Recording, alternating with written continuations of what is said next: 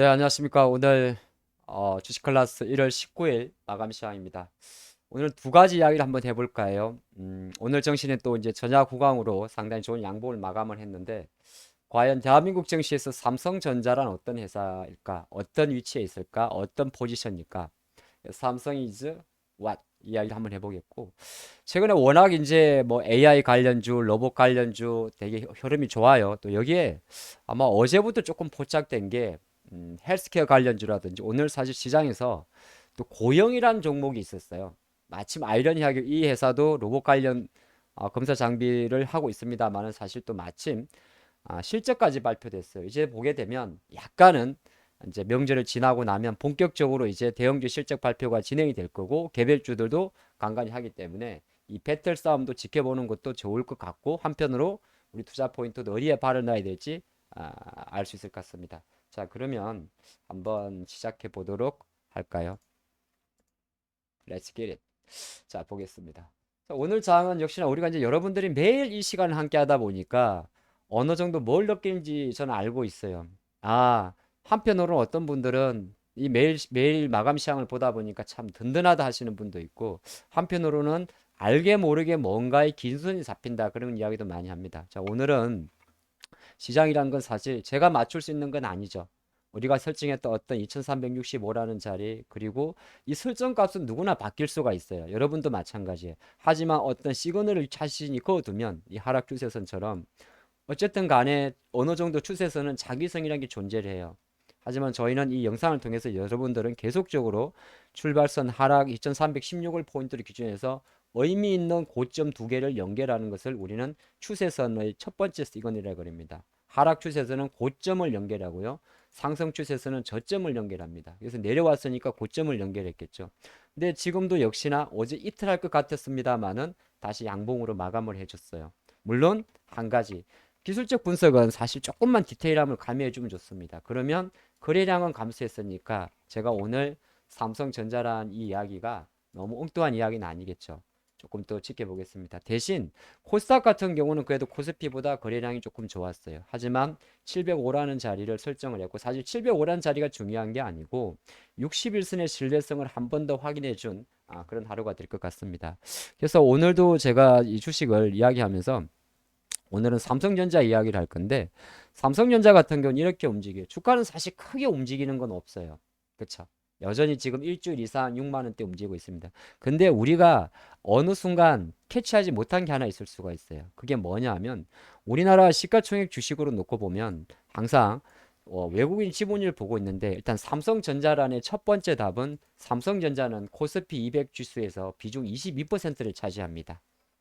쉽게 말해서 삼성전자가 10%가 오르면 코스피 지수를 2.2%를 올릴 수가 있는 효과가 있는 거죠. 예를 들은 겁니다.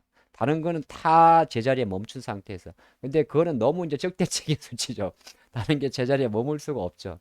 그만큼 삼성전자의 비중은 전체 코스피 200 종목 중에서 시가총액 비중으로 지금 367조 원인데 상당히 20% 이상의 비중을 차지합니다. 그래서 삼성전자만으로도 지수를 핸들링 할 수 있다는 거고, 또 하나가 우리가 놓치면 안 되는 게, 우리가 외국인들이 지금 오늘 기준으로 여러분들 여러분들이라 그러네.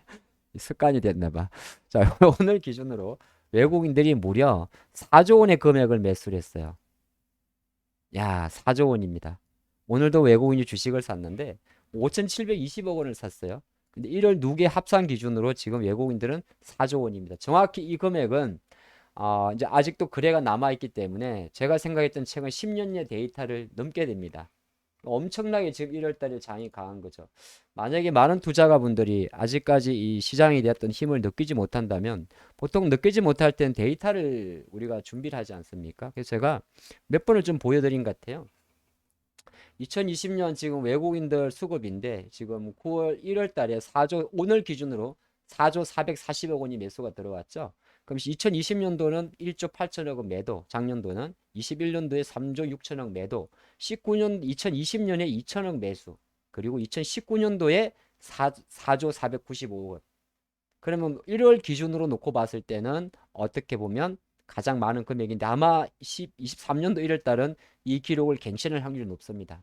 근데 이때도 공통점이 있어요. 2018년도 10월 달에 미중 무역 분쟁이 격화되면서 급락을 했었던 겁니다.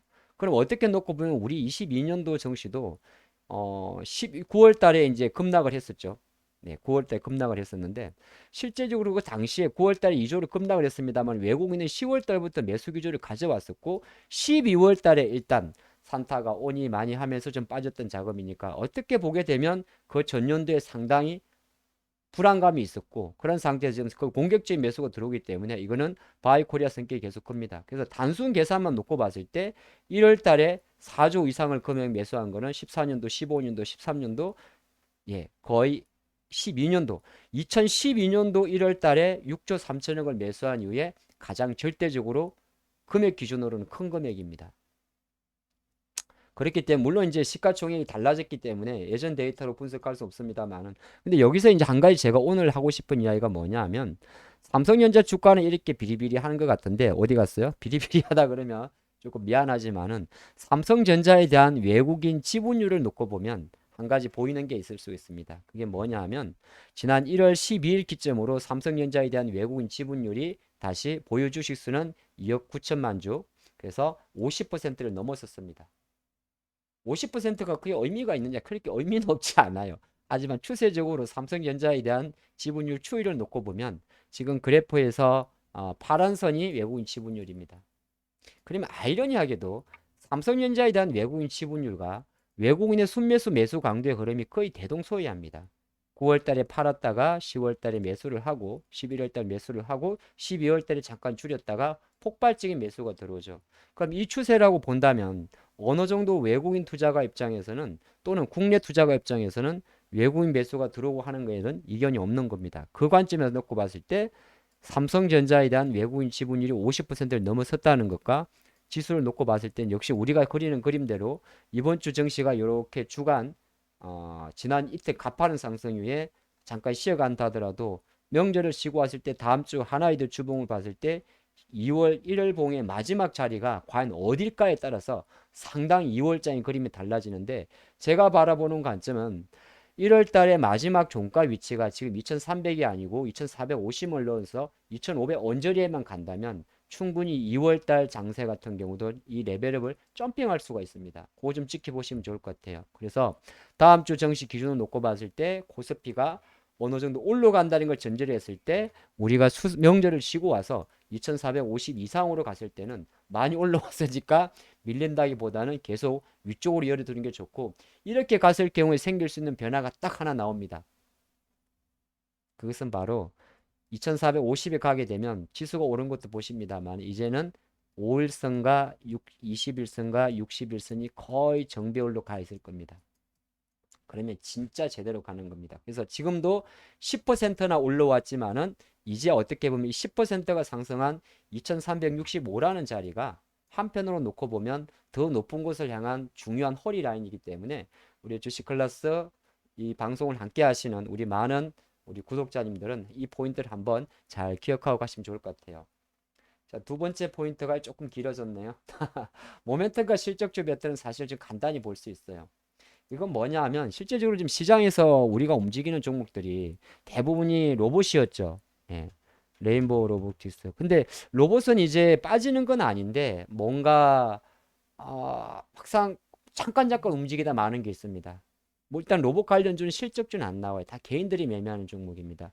오늘은 또 유로메카라는 종목도 어느 정도 이렇게 많이 올라오면서 뭔가 내가 매매를 하긴 하겠는데 어느 정도 뭐 예를 들어서 오늘 에버리봇도 마찬가지였어요.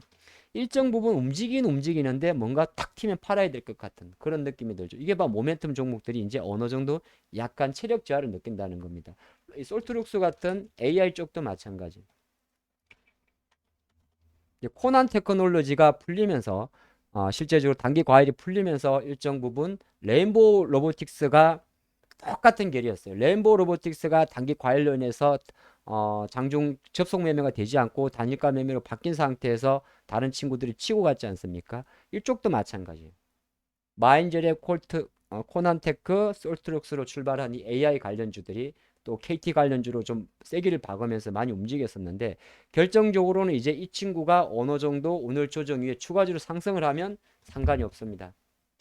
근데 이미 코난 테크놀리에 들어왔던 기관 수급들은 벌써 빠지는 걸 좀 볼 수 있어요. 자, 이러한 과정에서 시장은 철저하게 조금씩 어디 섹터로 가느냐? 바로 실적 관련주로 움직이게 됩니다.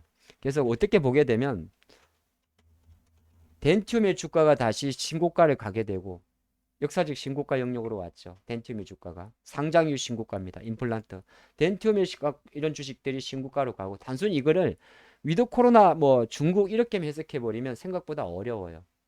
그냥 간단히 물론 방법은 여러 가지가 있습니다만은 어느 정도 이제 실적 기반 관련주로 움직이는구나. 실적 기반하게 되면 임플란트도 코로나가 있을 때도 좋았고 없을 때도 좋았습니다. 그렇죠. 그리고 우리가 많이 말하는 휴젤 같은 기업들도 실적이 코로나가 있을 때도 좋았고 없을 때도 좋았고 하지만 없어지면은 보톡스나 피부 미용 쪽은 더 좋아집니다. 파마 리서치도 마찬가지겠죠. 조금 많이 오른 종목이지만 이거는 이 기업을 투자하고 안 하고를 떠나가지고 시장이 지금 어느 쪽으로 약간 이동하는지 밸런스를 맞추는지 그런 걸 좀 보시면 좋을 것 같아요. 인트로조도 마찬가지. 대부분이 그냥 올랐어가 아니라 정말 이 종목들은 이제는 기관들이 사는 이유가 인트로즈도 마찬가지고 대부분이 실적이 되기 때문입니다. 오늘 아까 잠깐 말씀드린 고영이란 종목이 있었어요. 오늘 실적 발표했습니다. 근데 또 검사 장비도 있고 그러다 보니까 이렇게 공격적으로 매수가 들어온단 말이죠. 연기금에서 담으면서. 그럼 앞으로 이제 우리가 장을 볼 때는 자, 시장은 이제 어느 정도 400까지는 삼성전자 힘으로 외국인 힘으로 지수를 올려주고 지수가 멈춰주니까 어떻게 보게 되면 뭐 모멘텀 종목들이 많이 움직였는데 이제부터 올라갈 때는 이제부터 코스피가 2450, 500 갈 때는 코스닥이 730, 50 갈 때는 물론 모멘텀 플레이도 많이 됩니다만은 일정 부분 이제는 실적에 대한 모멘텀도 같이 생각하는 게 좋습니다. 그게 오히려 수익률 게임에서 되게 유리할 것 같아요. 오늘은 여기까지 하겠습니다. 항상 좋아요와 격려의 댓글 남겨주시는 많은 우리 구독자님께 감사의 인사를 드리면서 내일도 즐거운 투자, 성공적인 투자 함께 하시기 바랍니다. 내일 뵙겠습니다.